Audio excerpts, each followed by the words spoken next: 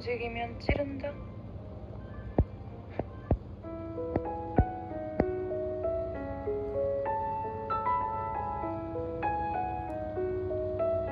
Di awal cerita kita diperlihatkan dengan Ki Kayong, seorang montir muda cantik yang sedang sibuk mengelas besi di bengkel. Suasana itu diselingi dengan narasi suara seorang pria misterius yang memperkenalkan dirinya sebagai jin roh api tanpa asap, makhluk yang diciptakan setelah malaikat. Cerita kemudian berpindah ke sebuah desa yang tenang, menampilkan Kayong yang sedang membantu seorang wanita tua membersihkan sayuran.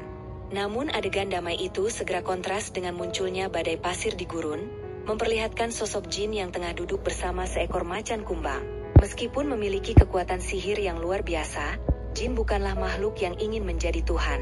Ia lalu menceritakan kisah kelamnya, bagaimana Tuhan pernah memerintahkan malaikat untuk menumpas para jin yang sombong, bagaimana ia menolak tunduk kepada manusia yang diciptakan dari tanah liat, hingga akhirnya terusir dari surga terlempar ke neraka, dan hidup terkutuk di dalam sebuah lampu ajaib. Sejak saat itu jin bersumpah untuk membuktikan bahwa manusia akan selalu terjerat oleh 3 keinginan yang tak pernah terpenuhi.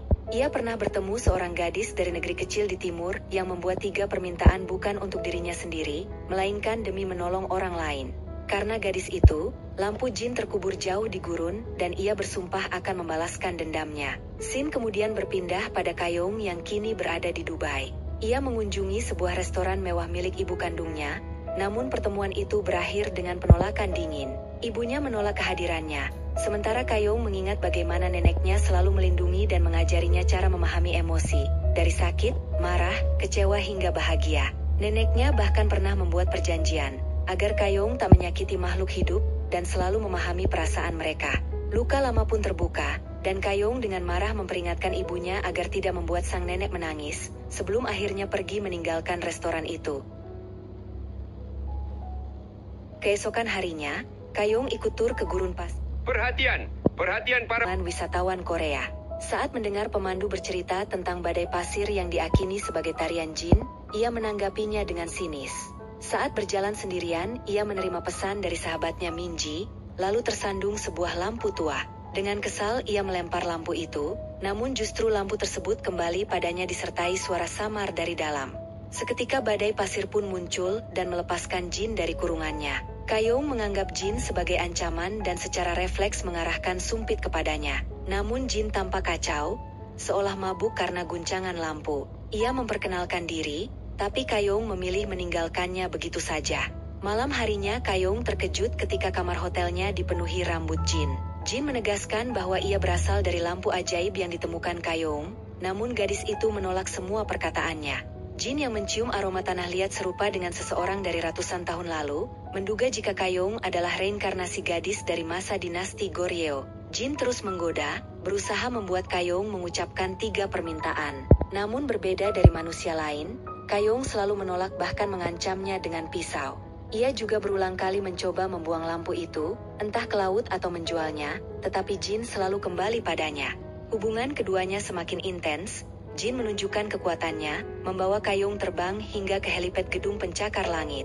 Kayong pada saat itu merasa sangat kagum namun tetap menolak tunduk pada godaannya. Ketika Kayong sempat mendorong Jin jatuh, ia justru semakin murka dan mencekiknya. Anehnya Jin merasakan ada sesuatu yang berbeda dari Kayong dibanding gadis reinkarnasi yang pernah ditemuinya. Kayong menertawakan situasi itu, merasa aneh sekaligus senang dengan permainan berbahaya tersebut.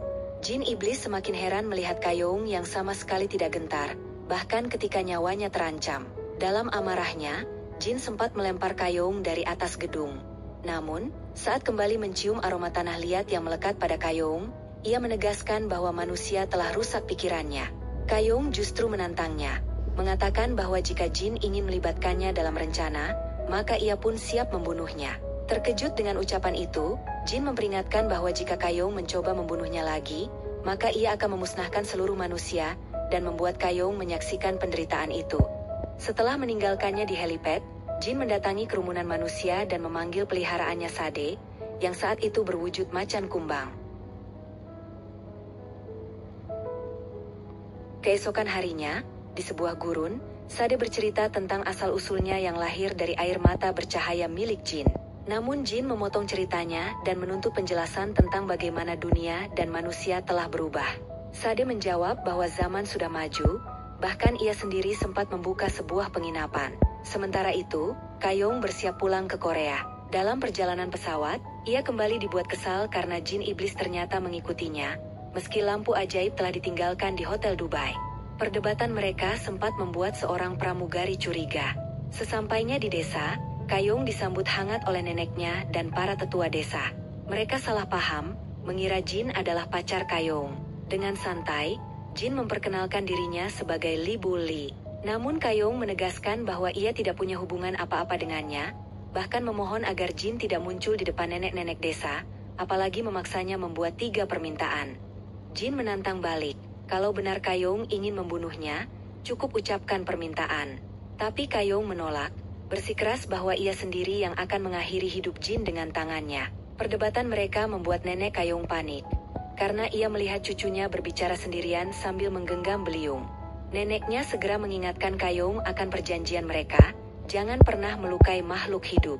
Untuk menenangkan cucunya, ia kembali mengajarkan teknik lama, mendengarkan detak arloji. Scene kemudian kembali pada masa kecil Kayong. Saat ibunya meninggalkannya, neneknya mengajarkan cara mengendalikan emosi. Dengan sabar, sang nenek memperlihatkan video berisi beragam ekspresi wajah manusia, agar Kayong belajar memahami perasaan. Ia menangis sambil memeluk cucunya, iba melihat Kayong tumbuh tanpa kasih sayang orang tua. Berkat didikan itu, Kayong akhirnya bisa bersekolah, meraih nilai sempurna, hingga masuk universitas bergengsi. Namun alih-alih mengambil pekerjaan sesuai gelarnya, Kayong justru memilih membuka bengkel. Suatu hari, nenek Kayong bertanya asal-usul jin. Saat ditanya universitas mana yang ia tempuh, jin hanya bisa kebingungan. Dan karena malu ia buru-buru kabur masuk ke kamar Kayong. Di sana ia menyentuh barang-barang elektronik dengan penuh takjub. Kayong kesal, melarangnya dan mendorongnya ke lantai.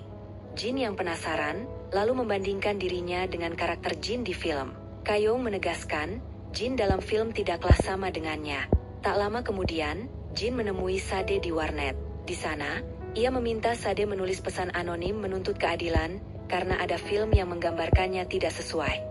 Namun setelah postingan itu ramai dihina netizen, Sade marah besar hingga menyebabkan listrik padam.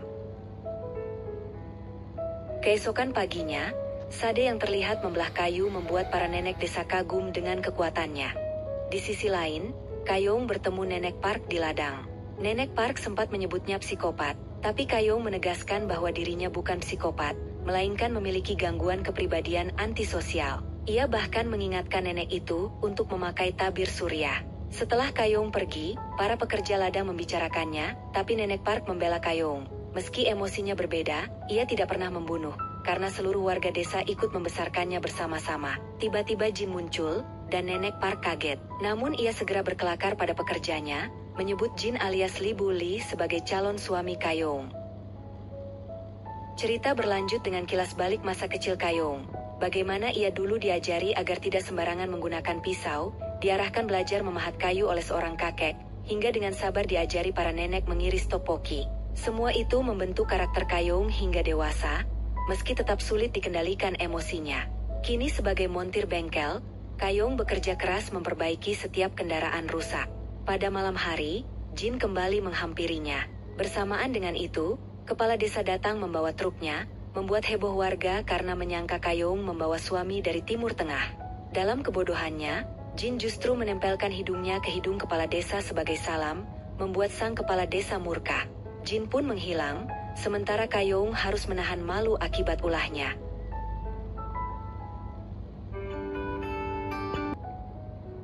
Keesokan harinya, Minji ditegur saat masuk ke toilet wanita. Ia membela diri dengan mengatakan bahwa dirinya memang seorang wanita. Di dalam toilet, ia bertemu dengan sekretaris dari Ryu Soo-hyun, pemilik gedung tempat kliniknya berada. Sekretaris itu dikenal karena memiliki lapangan golf, sekaligus banyak proyek pembangunan gedung baru. Scene lalu beralih ke Ryu Soo-hyun sendiri. Saat berbincang dengan sekretarisnya, sang sekretaris bertanya-tanya mengapa Ryu terus sibuk mencari uang dengan membangun dan menjual gedung, padahal kekayaannya sudah melimpah. Ryu hanya menjawab bahwa hidup tanpa uang sama saja dengan hidup di neraka, dan neraka jelas bukan tempat yang cocok untuknya. Sementara itu, jin iblis dan Sade yang baru saja kabur dari warnet duduk minum di depan minimarket. Jin yang belum pernah mencicipi minuman kaleng tampak terpesona dengan rasanya. Tak lama, Sade pergi melanjutkan pekerjaan paruh waktunya. Jin yang ditinggal sendirian akhirnya ikut bermain video game bersama anak-anak sekitar hingga lupa waktu, bahkan menghabiskan uangnya. Di tempat lain, Kayong tengah mendaki gunung sambil memungut sampah di sepanjang jalur pendakian. Saat berdiri di tepi jurang, ia ditegur seorang lansia yang khawatir akan keselamatannya. Setelah turun gunung, ia bertemu lagi dengan jin iblis yang kali ini meminta uang karena kehabisan bekal. Kayong kesal dan menyindir bahwa jin seharusnya bisa menggunakan sihir. Jin menjelaskan bahwa roh tidak bisa menciptakan harta untuk dirinya sendiri. Bahkan ia sempat meminjam uang dari nenek Kayong. Percakapan itu kembali mengarah pada topik 3 permintaan, membuat Kayong marah. Ia mengejar jin dengan alat pendakiannya hingga ke parkiran. Malam harinya, saat perjalanan pulang, Kayong masih terbayang oleh desakan jin soal permintaan. Di jalan desa, jin tiba-tiba menghadangnya, tapi Kayong tak ragu menabraknya dengan mobil hingga jin terlempar ke langit. Dalam lampu ajaib, jin tampak berantakan akibat ditabrak. Sade mendengarnya sambil mengejek, menunjukkan tumpukan uang hasil kerja paruh waktunya. Ia merendahkan jin karena tidak hanya gagal mendapat uang dari tuannya, tapi juga ditabrak oleh seorang psikopat. Karena penasaran, Sade lalu mengajak jin mencari tahu seperti apa wajah seorang psikopat. Setelah melihat hasil pencarian, jin malah merasa ngeri. Di sisi lain, Kayong berada di klinik untuk membersihkan gigi. Minji yang menemaninya kesal karena baru tahu Kayong membawa pria kaya raya dari Dubai. Kayong menjawab bahwa ia sendiri tidak tahu apa pekerjaan pria itu, tapi ia bisa membuatnya terkesima dan memaksa untuk membuat 3 permintaan. Ia bahkan sudah melempar, memukul, hingga menabraknya. Minji yang mendengar hal itu hanya bisa terdiam, tak habis pikir dengan sikap sahabatnya. Jin iblis semakin frustasi karena menyadari Kayong tidak bisa digoda dengan cara biasa. Ia pun menyusun rencana baru, menguji rasa kepedulian Kayong pada sesama agar ia mau membuat 3 permintaan. Suatu sore, saat Kayong sedang berlatih fisik, jin muncul membawa api. Ia mengancam akan membakar bengkel, desa, bahkan negara jika Kayong tetap menolak. Kayong yang mendengar hal itu seketika murka hingga hilang kendali dan tiba-tiba keluar melalui pintu misterius yang tidak diketahui jin. Ia kembali membawa tongkat besi dan memukuli jin membabi buta hingga wajah dan tubuhnya penyok. Di sela pukulan, Kayong menegaskan bahwa ia tidak peduli soal gedung terbakar, tapi jin telah mengganggu rutinitasnya. Warga desa yang melihat bengkel terbakar segera memanggil pemadam kebakaran. Mereka terkejut melihat Kayong menganiaya jin, tapi jin menenangkan mereka dengan mengatakan bahwa ini hanya urusan pribadinya dengan Kayong. Setelah puas, Kayong menuntut jin membereskan bengkelnya sebelum tengah malam, atau ia akan mengirimnya kembali pada penciptanya. Meski gagal lagi, jin bersikeras bahwa rencananya sedikit berhasil. Namun Sade hanya menertawakannya, mengatakan bahwa ia terlihat memalukan. Jin mengabaikannya, yakin hanya perlu berusaha lebih keras menggoda Kayong. Beberapa hari kemudian, Kayong makan bersama Minji seperti rutinitas mereka. Minji protes karena bosan dengan menu yang sama, tapi Kayong menolak mengganti, menyebut itu aturan yang ia sepakati dengan neneknya. Minji mengingatkan agar Kayong tidak menyalahkan dirinya sebagai orang berbahaya. Saat itu Kayong mengungkap sesuatu yang mengejutkan. Ia sudah menyiapkan peti mati untuk dirinya dan neneknya, karena jika sang nenek meninggal, ia pun akan ikut mati. Minji terdiam, lalu memohon agar Kayong tidak membunuh orang karena ia sangat menyayanginya. Kayong menjawab bahwa Minji hanyalah satu-satunya orang yang membuatnya nyaman bercerita. Minji menahan tangis, lalu pergi mengambil air. Saat itulah jin muncul bersembunyi di dalam galon air, hanya terlihat oleh Kayong. Ia memberitahu bahwa bengkel sudah ia bereskan. Dalam perjalanan pulang, Kayong membeli souvenir untuk jin. Di jalan, ia menyerahkannya sambil bertanya mengapa jin begitu terobsesi dengan 3 permintaan. Jin akhirnya mengungkap rahasia, Kayong adalah penyebab dirinya terkurung 983 tahun di dalam lampu. Ia menunjukkan jam pasir berisi butiran pasir yang sebenarnya adalah tulang belulang yang terurai dan bereinkarnasi menjadi Kayong. Mendengar itu, Kayong menantang balik. Ia bersedia membuat 3 permintaan, dengan syarat jin harus membuktikan bahwa manusia memang bobrok. Permintaan pertamanya, membuat manusia lain tampak bobrok tepat di depan matanya. Saat butuh dana cepat, Kesepakatan antara Kayong dan jin iblis akhirnya dimulai. Permintaan pertama Kayong adalah mempertaruhkan nyawanya demi orang lain, hanya semata karena keyakinannya sendiri terhadap kebaikan manusia. Jin menertawakan hal itu, merasa permintaan tersebut terlalu mudah. Menurutnya menyesatkan manusia adalah tugas paling ringan bagi iblis sepertinya.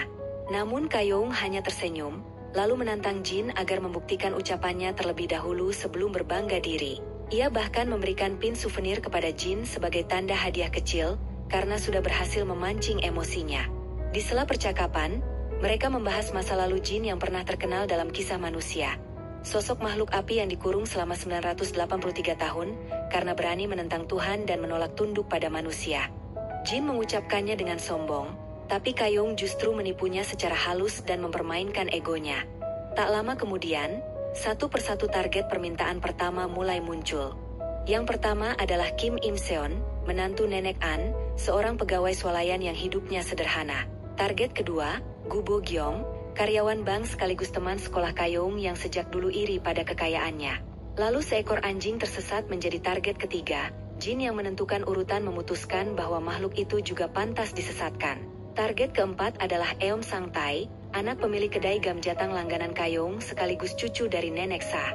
Dan yang terakhir, sepasang YouTuber, Choi Dajin dan istrinya, pasangan muda yang baru pindah ke desa untuk bertani.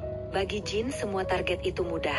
Ia hanya perlu memenuhi keinginan mereka, hingga memperlihatkan sisi asli manusia yang serakah dan bobrok.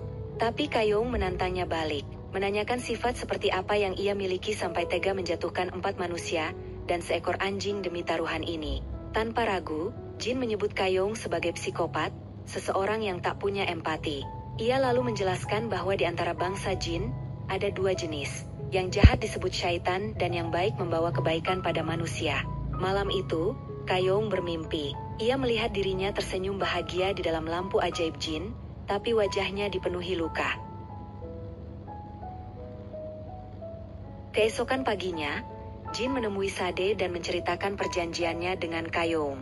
Ia mulai cemas, sebab permintaan Kayong meski tampak sederhana justru membuatnya dalam posisi kalah. Menurut Sade, taruhan itu menunjukkan bahwa Kayong memiliki kebaikan sejati, karena ia berani mempertaruhkan nyawanya demi orang lain. Sade meyakinkan bahwa jika taruhan diteruskan Jin pasti kalah lagi. Jin yang ketakutan memutuskan untuk kabur dari Kayong. Ia meminta Sade untuk bekerja di bengkel Kayong agar bisa mengawasinya dari dekat, sementara ia bersembunyi. Sebelum pergi, Jin mampir ke rumah Kayong dan menemui neneknya yang sedang memasak. Makanan buatan sang nenek yang lezat membuatnya tergoda untuk membawa bekal. Dengan karpet terbang, Jin melayang di langit sambil makan, tak menyadari bahwa tindakannya terdeteksi radar militer. Jet tempur Korea dan Jepang sempat mengira karpet terbang itu sebagai benda asing, hingga berita tersebut menjadi perhatian internasional. Saat berita itu sampai ke telinga Kayong, ia langsung tahu siapa pelakunya yang tak lain adalah Jin Iblis. Ia yang kesal lalu menegurnya. Namun sebelum selesai, Sade datang di waktu yang tidak tepat, membuat Kayong curiga bahwa keduanya saling mengenal. Akhirnya Jin dan Sade bersembunyi di bawah jembatan. Dalam keputusasaan, Jin merenung tentang Kayong. Mengapa perempuan itu mau mati demi orang lain, tapi tidak mau mati demi dirinya? Pertanyaan itu membawanya ke masa lalu. Ia mengingat kembali saat menemui Kayong dalam berbagai reinkarnasinya di zaman yang berbeda, termasuk saat ia menjadi seorang patriot yang keras kepala dan sulit diajak bicara. Di masa itu, Kayong kerap mempertaruhkan nyawanya, bahkan hampir kehilangan kepala demi menyelamatkan orang lain. Jin menyadari di setiap kehidupan, ia selalu gagal memahami alasan Kayong berkorban untuk manusia. Kembali ke masa kini, Kayong mendengarkan siaran radio tentang sejarah yang mirip dengan kisah Jin Iblis, termasuk luka di kepalanya yang setengah terpenggal. Ia mulai menyadari bahwa Jin mungkin memang terlibat dalam sejarah kelam itu. Kayong kemudian menuntut Jin agar segera menepati kesepakatan dan menjalankan permintaannya, bukan hanya bersembunyi di balik alasan. Jin berdalih bahwa lampu ajaibnya sudah diatur untuk muncul hanya ketika keinginan target mencapai puncaknya. Saat itulah ia akan muncul dan menyesatkan mereka. Kayong yang penasaran bertanya bagaimana Jin tahu kapan manusia akan berubah karena permintaan itu. Subuh berikutnya Jin membawa Kayong ke puncak gedung tinggi milik Ryu Suhyeon, yang ternyata adalah malaikat maut yang menyamar sebagai manusia. Jin memaksa Kayong untuk mencabut sehelai bulu dari sayap malaikat maut itu, agar bisa digunakan mencatat permintaan para target. Ryu yang gugup, karena sudah lama tak terbang berteriak, saat berusaha menyelamatkan Kayong yang didorong jin dari atap gedung. Setelah itu jin dan malaikat maut saling berhadapan, dua makhluk abadi yang sudah lama tidak bertemu sejak perang besar. Jin menuduh malaikat maut menimpakan dosa manusia kepadanya, padahal menurutnya manusialah yang menyesatkan diri sendiri. Malaikat membalas dengan menegaskan bahwa jinlah yang menanamkan godaan itu di hati manusia. Jin menegaskan bahwa manusia hanyalah gumpalan tanah yang tak sempurna, dan tugasnya adalah membuktikan bahwa mereka pantas ke neraka. Malaikat maut menegur bahwa itu hanya alasan iblis untuk membenarkan kesalahannya sendiri, lalu bertanya apa yang akan dilakukan jin dengan bulu sayap yang dicurinya.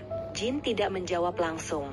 Ia hanya mengatakan bahwa selama 983 tahun terkurung, ia menyimpan dendam karena malaikat mautlah yang menimbun lampu ajaibnya dengan pasir. Lagi hijab aneh ini kehabisan. Ryu dihancurkan oleh jin dari bawah pondasinya, dan sebelum pergi jin meninggalkan pesan jika dirinya sudah kembali, dan mulai sekarang malaikat maut sebaiknya harus selalu waspada. Setelah memperoleh bulu sayap dari malaikat maut, Kayong mencoba menulis menggunakan pena yang terbuat dari bulu tersebut. Setiap kata yang ia tulis berubah menjadi kebenaran yang tak bisa dibantah. Saat ia menulis tentang neneknya, Kayong terharu karena tulisan itu menunjukkan bahwa dirinya bukanlah beban seperti yang orang lain katakan, melainkan sumber kekuatan bagi sang nenek. Cerita kemudian beralih pada target pertama yang harus disesatkan oleh jin iblis dan Kayong, Kang Im Seon, seorang karyawan supermarket yang sering dimarahi atasannya karena kinerjanya berantakan. Di gudang tempat ia bekerja, Im Seon menemukan sebuah lampu ajaib, dan dari sanalah jin iblis muncul untuk mengabulkan keinginannya. Dengan penuh amarah dan ambisi, Im Seon meminta untuk dijadikan manajer cabang, karena selama 20 tahun ia merasa tidak dihargai, dan selalu diperintah oleh wakil manajernya. Tak lama kemudian, keinginannya terkabul. Ia benar-benar menjadi manajer, dan mulai bersikap sombong serta penuh dendam terhadap rekan kerjanya. Ketika Kayong datang ke supermarket untuk memperbaiki mobilnya, Im Seon yang kini angkuh menolak membantu, dan dengan congkak berkata bahwa ia akan mengganti mobilnya dengan yang baru. Jin iblis yang menyaksikan semua itu berkomentar bahwa manusia memang mudah berubah begitu keinginannya terpenuhi. Di sela percakapan mereka, Kayong menyebut nama Minji, membuat jin iblis penasaran siapa sosok yang sering ia bicarakan itu. Sin kemudian kembali ke masa saat sekolah. Minji adalah gadis yang sering dibuli oleh teman-temannya. Bahkan Kayong yang saat itu hanya fokus belajar pun ikut menjadi sasaran. Ketika kesabarannya habis, Kayong mengancam para pembuli bahwa jika mereka berani menyakiti dirinya atau Minji lagi, maka nyawa mereka yang akan menjadi taruhannya. Sejak saat itu, keduanya menjadi sahabat dekat, dua orang kesepian yang saling memahami. Kayong yang cerdas membantu Minji belajar, hingga akhirnya Minji berhasil lulus, dan menjadi dokter gigi sukses. Di masa kini, Minji membuka klinik sendiri dan merekrut orang-orang yang dianggap aneh karena menurutnya, hanya orang yang berbeda yang mampu mengubah dunia.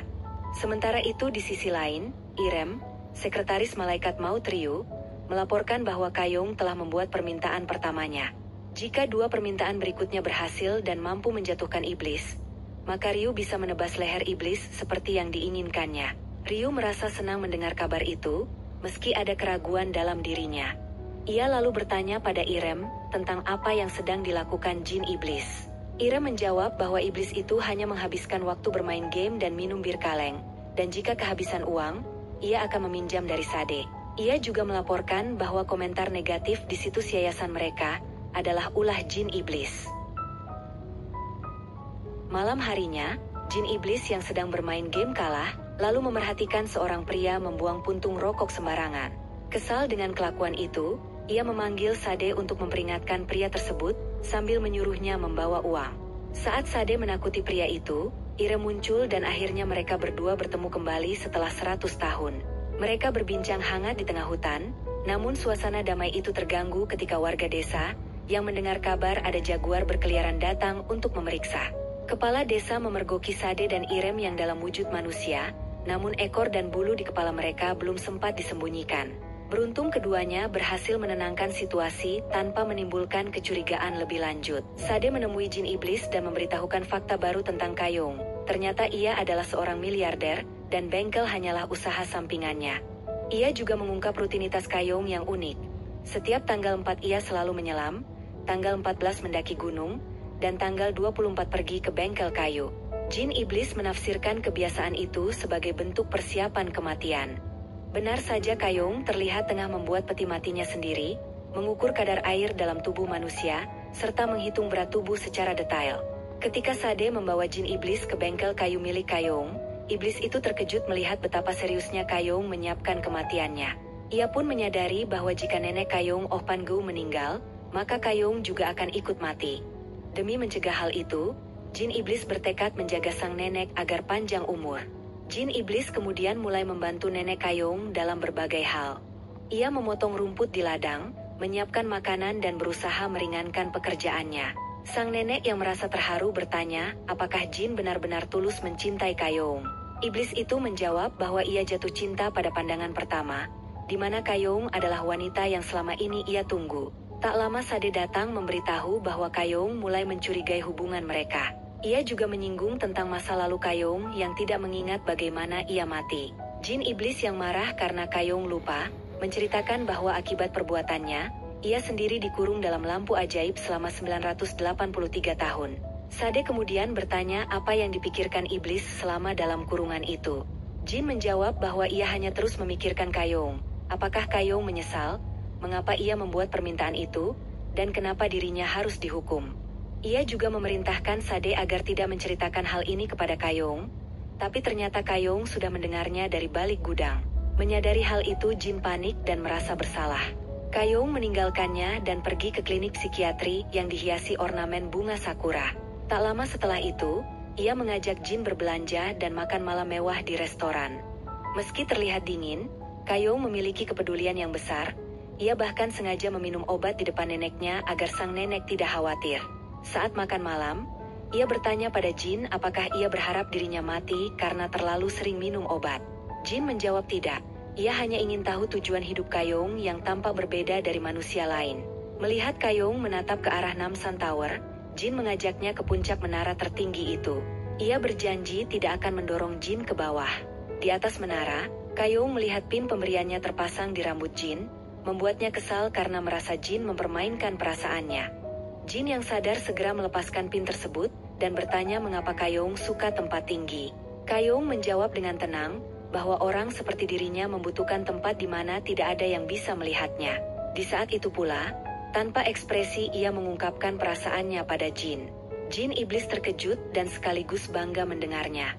Untuk membalas momen itu, ia menunjukkan sihirnya, memadamkan seluruh listrik kota sehingga langit malam dipenuhi bintang yang berkilauan. Kayong terkesan, namun sulit mengekspresikannya. Menyadari bahwa suasana itu adalah momen terbaik untuk berciuman, Kayong pun mengambil inisiatif lebih dulu. Meski awalnya Jin menolak, pada akhirnya ia membalas ciuman Kayong dengan lembut, dan seketika seluruh kota bersinar terang.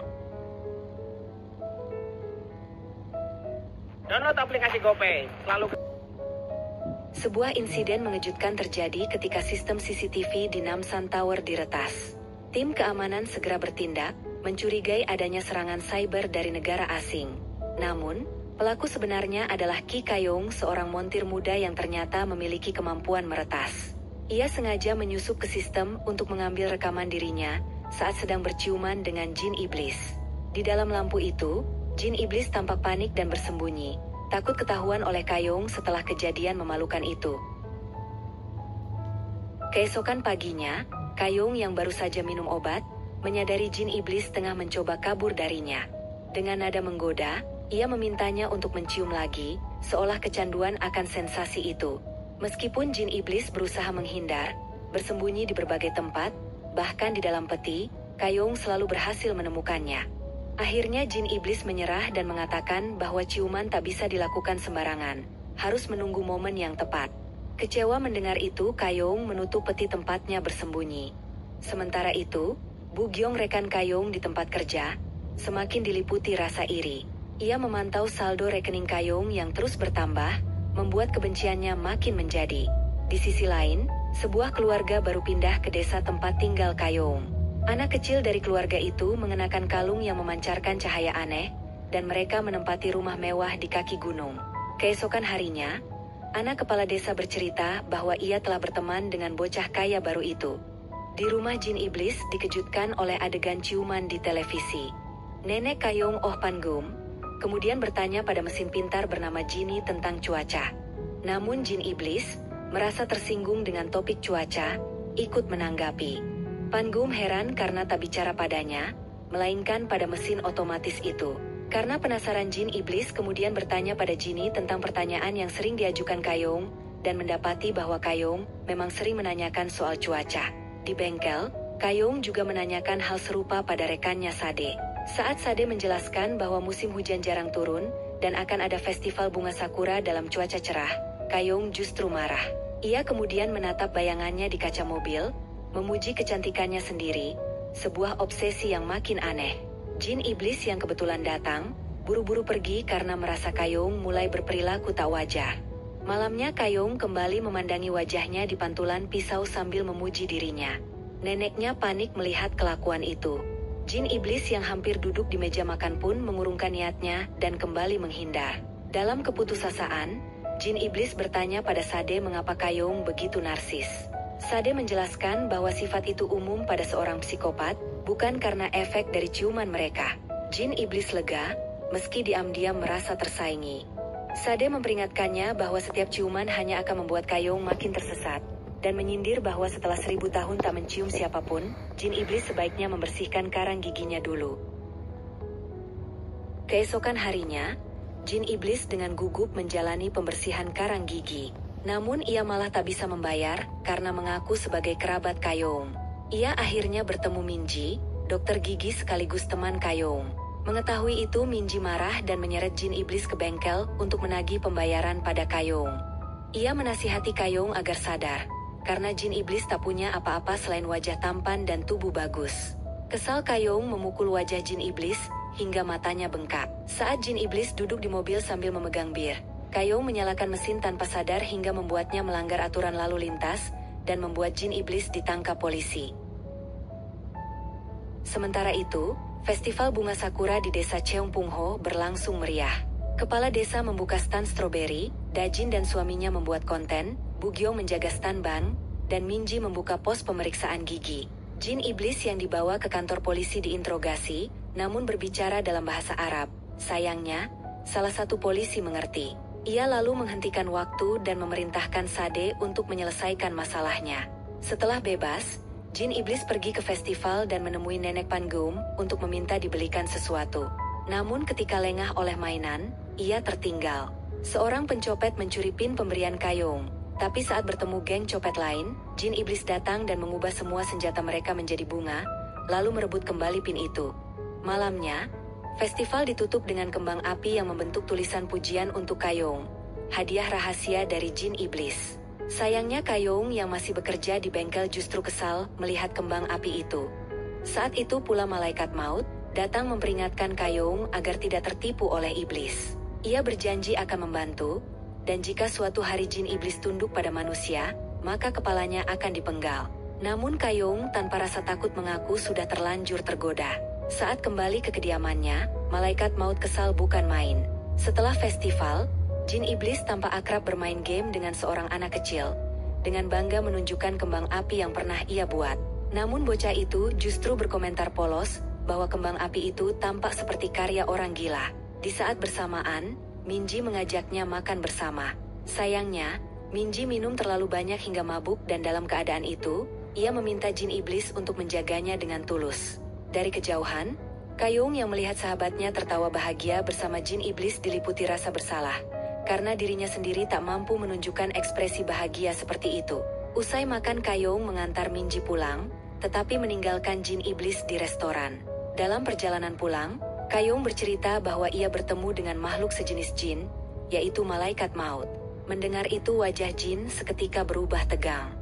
Ia menjelaskan bahwa hubungan antara dirinya dan malaikat maut sangat buruk sejak perang besar antara para malaikat cahaya dan kaum jin, makhluk dari api tanpa asap. Perang yang berlangsung selama 300 tahun itu menewaskan hampir seluruh kaumnya. Hanya sedikit jin yang tersisa, termasuk pengendali tidur, pengendali bunga jiwa, dan pengendali hujan. Saat Kayong mendengar soal pengendali hujan, ia spontan berkata agar jin memintanya menurunkan hujan. Jin yang panik segera berdalih bahwa Sade sedang mencarinya, lalu buru-buru kabur. Ia pergi ke taman festival bunga dan menikmati guguran bunga sakura, seolah melupakan semua kekacauan. Keesokan harinya, Kayong menghadapi pelanggan bengkel yang kasar dan menolak memperbaiki mobilnya. Saat pelanggan itu hendak menyerang, Sade muncul dan tanpa sengaja meneguk cairan sabun. Pemandangan aneh itu membuat pelanggan kabur ketakutan. Sementara itu, di sebuah supermarket, Im Seon, rekan lama jin iblis yang kini menjadi manajer, memarahi bawahannya dengan kasar. Rekannya merasa heran, bagaimana Im Seon bisa langsung naik jabatan begitu cepat. Tak lama kemudian, Im Seon menemui jin iblis lagi dan mengajukan permintaan keduanya. Ia ingin dikembalikan ke masa 20 tahun lalu dan dijadikan manajer cabang di sana. Dalam pikirannya, kembali ke masa lalu akan membuat kekayaan dan kekuasaannya bertambah.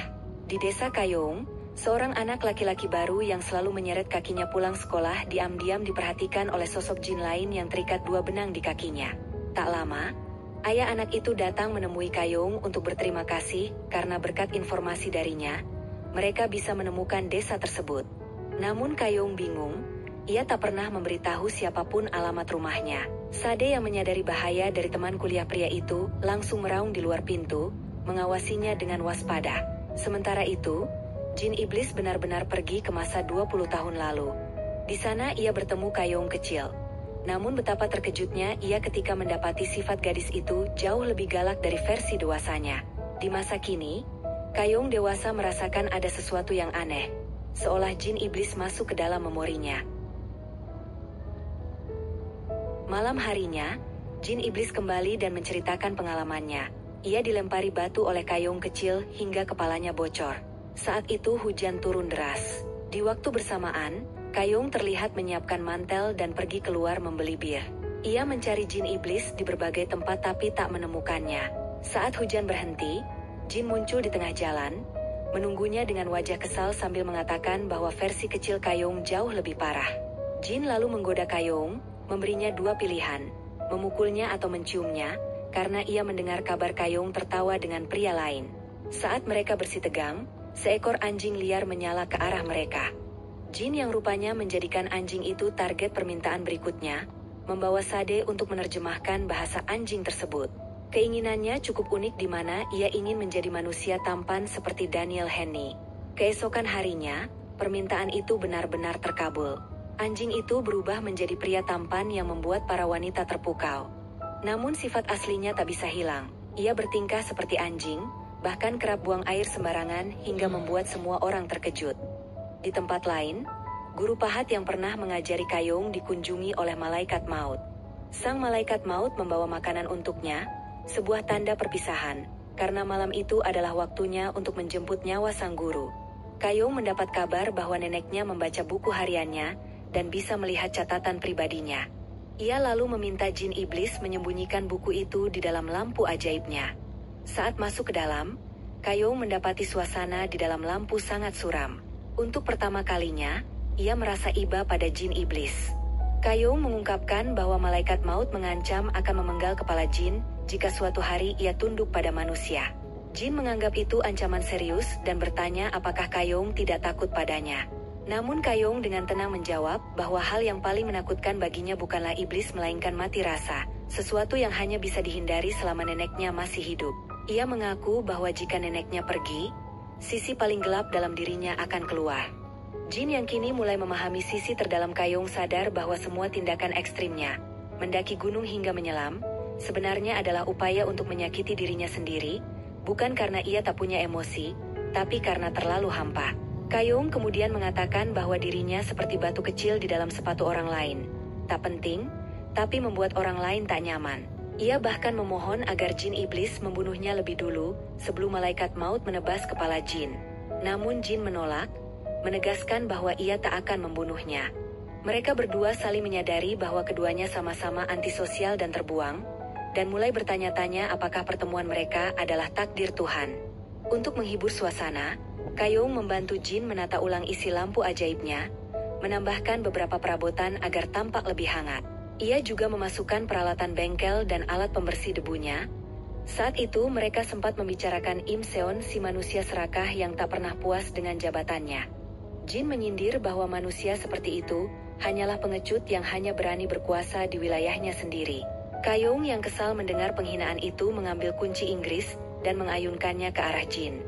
Dari luar Nenek Kayong mendengar suara gaduh dari lampu ajaib dan mengguncangnya. Hal itu membuat Kayong terjatuh ke pelukan jin. Mereka keluar dari lampu dan berjalan bersama membeli bir. Tapi langkah mereka terhenti ketika melihat Nenek Kayong menangis di bawah hujan di mana ternyata si pengrajin pahat Pak Kim telah meninggal dunia. Di rumah duka, seluruh warga desa berkumpul. Kepala desa memimpin pelayat dan mengatakan bahwa Pak Kim pergi dengan tenang. Namun setelah itu, Nenek Kayong menatap cucunya dan bertanya lirih bagaimana jika ia mati, dan bagaimana nasib cucunya jika ia sudah tiada. Ucapan itu membekas di hati Kayong. Sesampainya di rumah, ia menemui jin iblis dan mengajukan permintaan keduanya, agar jin membuat neneknya muda kembali, supaya bisa hidup lebih lama. Jin iblis tertegun mendengar permintaan kedua dari Kayong. Ia benar-benar tak habis pikir bagaimana bisa manusia seaneh itu meminta sesuatu yang di luar nalar, menjadikan neneknya muda kembali selama 72 jam, tepat sebelum mereka berdua berangkat liburan ke Hawaii. 나랑 같은 나이로. 이게 내 두 번째 소원이야. Perhatian, perhatian. Jin iblis terkejut saat mendengar permintaan kedua Kayong, membuat neneknya muda kembali selama 72 jam sebelum mereka pergi berlibur ke Hawaii. Kayong dengan gembira mengabarkan hal itu pada sang nenek, yang sangat bahagia hingga menceritakan rencana liburannya ke seluruh desa. Di tempat lain, Nenek An membahas kabar itu dengan menantunya, namun suasana berubah muram saat Im Seon mengaku harus ke Seoul untuk menjenguk putrinya yang kini bermasalah dan ingin berhenti kuliah. Saat jin iblis muncul menawarkan satu permintaan terakhir, Im Seon menolak dengan tegas. Ia tak ingin memperbaiki masa lalu dengan cara ajaib. Sementara itu, Kayong menunggu jin iblis menepati janjinya. Tepat sebelum waktu habis, jin iblis muncul dan mengabulkan permintaan itu. Pan Geum berubah menjadi muda dan cantik, hingga pingsan saat melihat dirinya di cermin. Setelah sadar, ia bersyukur pada Tuhan. Namun Kayong menjelaskan bahwa keajaiban itu datang dari jin iblis. Pan Geum pun senang menikmati tubuh mudanya, dan memakai pakaian cucunya dengan percaya diri. Dari kejauhan, Irem yang memantau desa lewat gagak melaporkan pada malaikat maut bahwa Kayong telah menggunakan permintaan keduanya, bukan untuk dirinya sendiri. Sadar bahwa tindakan Kayong bisa mengguncang keseimbangan antara dunia manusia dan gaib. Malaikat maut pun memperingatkannya bahwa ia sudah kehilangan peran di dunia manusia, tapi jin iblis menolak mengakuinya. Tak lama, seekor anjing kampung yang dulu membuat perjanjian dengan jin iblis muncul kembali, kini dalam wujud manusia. Ia meminta identitas dan uang untuk mencari ayah kandungnya. Dengan tubuh baru dan kekayaan mendadak, ia mulai hidup sebagai manusia, bahkan menegur dua remaja yang menyiksa hewan. Namun di sisi lain, malaikat maut mendapati uangnya dicuri jin iblis dan lukisannya dirusak. Di rumah, Kayong panik karena neneknya tiba-tiba pergi. Pan Geum yang kini muda tampil berlebihan dengan jaket kulit di musim panas dan tas mahal, membuat Kayong cemas. Setelah hampir tertabrak kendaraan, Kayong menetapkan 4 aturan agar neneknya tidak menimbulkan masalah, mulai dari mengganti ponsel hingga menyembunyikan identitasnya. Saat Kayong sibuk menjelaskan, jin iblis datang minta makan, tapi malah diusir dan akhirnya bekerja sebagai buru ladang demi bertahan hidup. Di sisi lain, Eom Sangtai menabrak rusa dan hendak membunuhnya. Jin iblis muncul menawarkan permintaan, lalu membuktikan kekuatannya dengan menghidupkan rusa itu kembali. Sangtai kesal karena menganggap permintaannya sia-sia, tapi jin iblis memperingatkan bahwa niat jahat bisa membawanya pada akhir tragis. Sementara itu, Dajin dan suaminya merekam video untuk konten, tapi Dajin marah karena pengambilan gambar suaminya tampak cabul. Jin iblis di waktu yang sama meminta Sade menyelidiki seorang pria yang baru mengunjungi Kayong, teman kuliahnya dulu. Karena penasaran, jin iblis menelusuri masa lalu dan tanpa sengaja berinteraksi dengan pria itu. Malam harinya, Kayong memasang CCTV untuk memantau neneknya. Jin iblis muncul dan menggoda agar ia segera mengucapkan permintaan ketiga. Saat makan dengan Minji, Kayong terus mengawasi CCTV. Nenek Sa dan Park datang, heran karena Kayong tak ikut liburan ke Hawaii. Hari berikutnya, Pan Geum yang kini menggunakan nama Miju pergi ke salon untuk meluruskan rambut, tapi hampir tertabrak sebelum diselamatkan Minji. Ia cepat-cepat menutupi identitas aslinya dan berpura-pura hanya tinggal sementara di desa. Di tempat lain, Bu Gyeong dipanggil atasannya untuk menawarkan produk keuangan pada Kayong. Diliputi iri, ia menerima tawaran jin iblis dan meminta agar seluruh uang Kayong dipindahkan ke rekeningnya. Permintaannya dikabulkan, dan ia puas menikmati hasilnya. Jin iblis lalu kembali ke Kayong dan berkata bahwa manusia tak bisa dipercaya. Kayong marah tapi tetap tenang. sementara jin iblis tampak puas. Namun suasana berubah saat Kayong tiba-tiba memeluknya, membuat jin iblis kaku dan ruang lampu ajaibnya bersinar, menampakkan jam pasir raksasa, peti mati Kayong dari masa lalu yang berisi bagian jiwanya.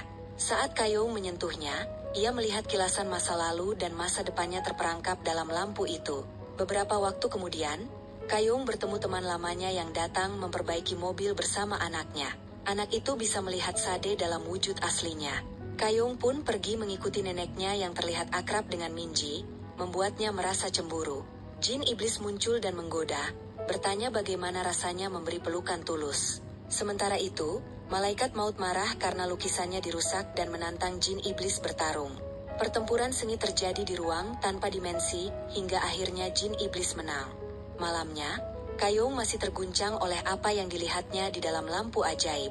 Ia menatap bayangannya di cermin, lalu kedatangan malaikat maut yang memperingatkan bahwa jin iblis akan segera membunuhnya. Ia membuka jalan agar Kayong bisa melihat masa depannya, termasuk akhir hidup yang menantinya.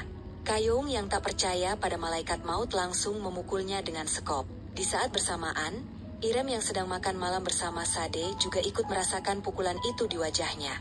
Sade curiga karena hanya dua makhluk yang bisa melukai malaikat maut, jin iblis dan Kayong. Menyadari pelakunya adalah Kayong, ia segera pulang.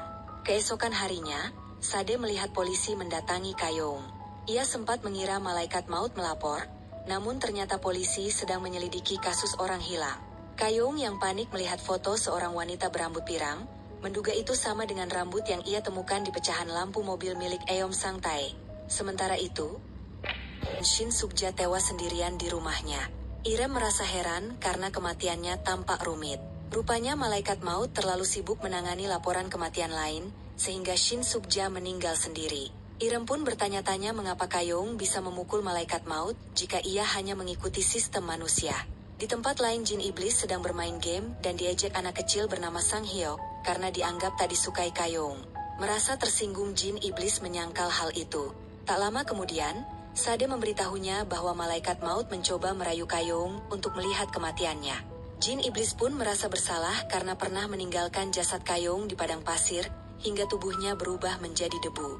Jin iblis yang panik segera kembali ke rumah Kayong dan terkejut melihat karpet ajaibnya dijadikan alas untuk menjemur cabai. Sementara Pan Geum tampak mengenakan pakaian mewah hanya untuk membersihkan buah plum. Pan Geum kemudian pergi keluar, dan jin iblis baru sadar bahwa hari itu Kayong sedang menyelam di laut. Saat menyelam Kayong teringat jin iblis, masa depannya, dan tawaran malaikat maut untuk memperlihatkan momen kematiannya. Jin iblis muncul dan menuduh Kayong sengaja ingin mati bukan demi kebahagiaannya melainkan, karena hanya dengan mati di tangannya ia akan merasa tenang. Di sisi lain Im Seon yang kesal mendapati putrinya tinggal di motel bersama seorang pria dan bermain game, membuat permintaan terakhir kepada jin iblis. Jin iblis menawarinya keinginan untuk melupakan dua permintaan sebelumnya, dan Im Seon menganggap itu cocok untuk dirinya. Keesokan harinya Kayong membantu neneknya memilih pakaian.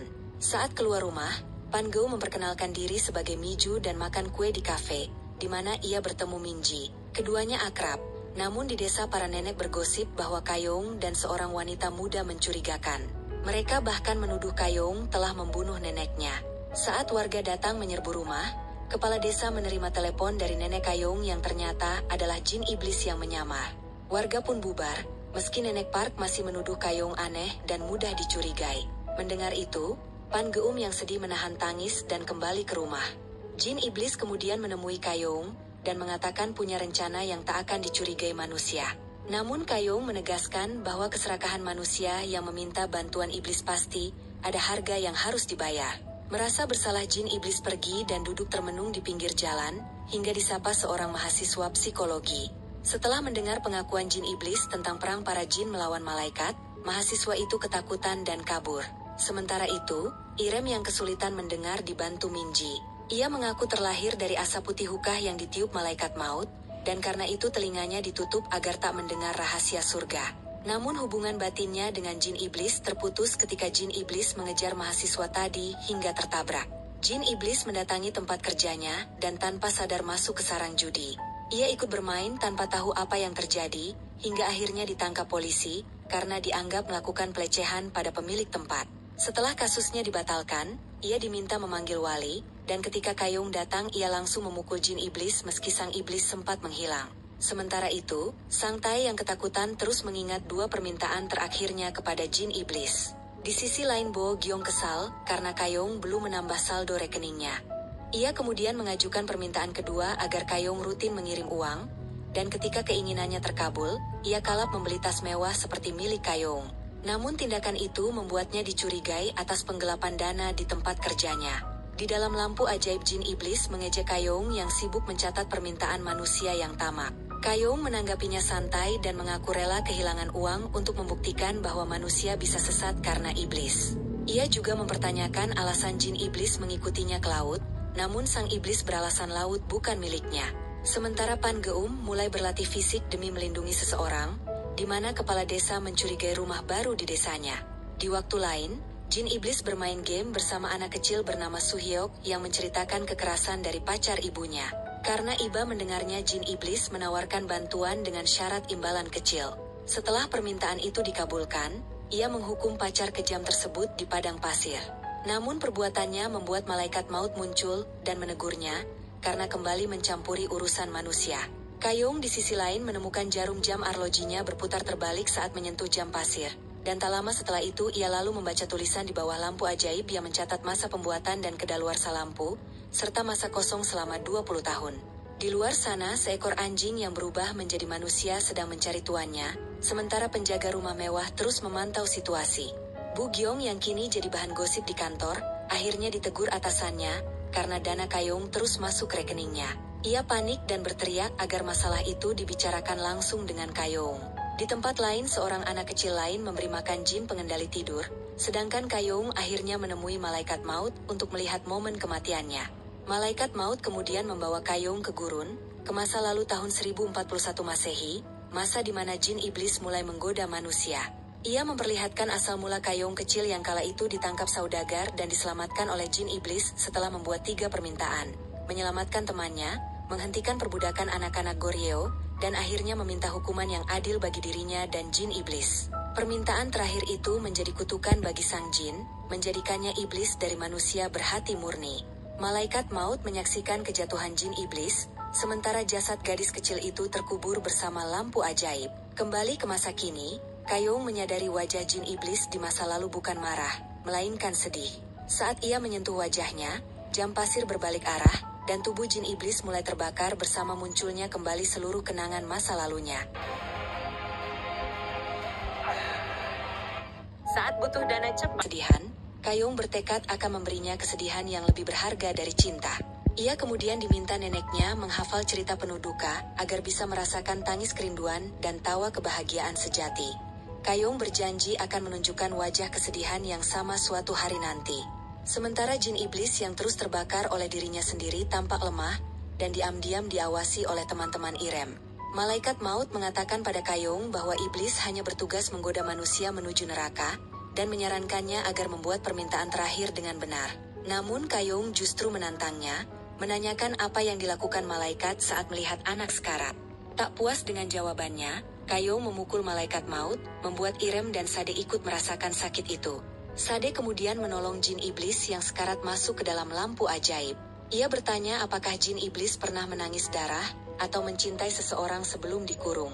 Jin iblis bingung, sementara Sade melihat jam pasir mulai bergerak mundur, pertanda kematian. Ira memberitahu malaikat maut bahwa tubuh jin iblis kini membuat semua yang disentuhnya menjadi abu. Malaikat maut yang panik menjelaskan bahwa ia membawa Kayong ke masa lalu agar gadis itu marah pada jin iblis dan mengucapkan permintaan terakhir dengan benar. Namun saat Irem menyinggung tentang 20 tahun yang hilang, malaikat maut hanya bisa terdiam. Ia sadar masa hidup Kayong kini bertambah. Di sisi lain nenek Kayong berlatih fisik setiap malam. Sementara Kayong berjalan sendirian, berniat membawa orang-orang yang ia cintai ke tempat terbaik. Ketika pulang, ia melihat jin iblis yang menatapnya dengan khawatir. Keesokan harinya, Bo Gyong menghubunginya untuk membicarakan masalah penting. Tapi Kayong justru puas melihatnya panik atas keserakahannya.